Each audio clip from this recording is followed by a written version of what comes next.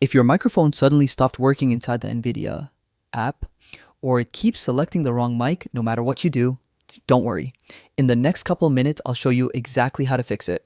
These steps work on the newest 2025 NVIDIA app update.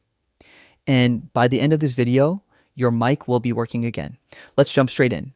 First, we need to make sure Windows is actually using the right microphone.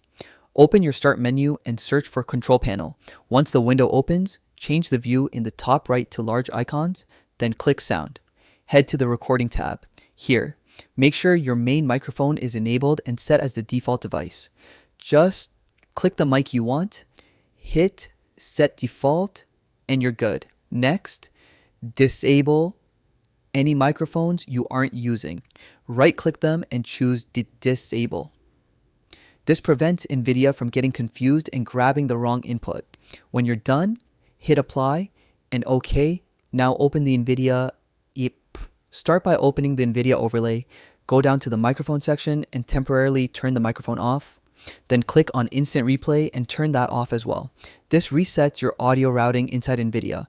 Back out, click the settings icon at the top and choose Audio.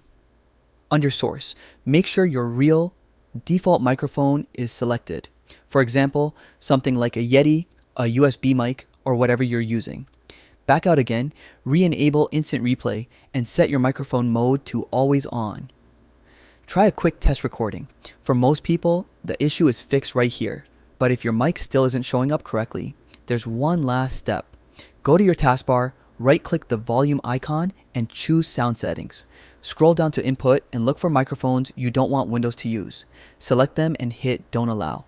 This removes extra devices that could interfere with the NVIDIA app. And that's it. Your microphone should now be fully recognized and working inside NVIDIA without cutting out or switching devices. If this helped you out, drop a comment and let me know. Thanks for watching, and I'll see you in the next one.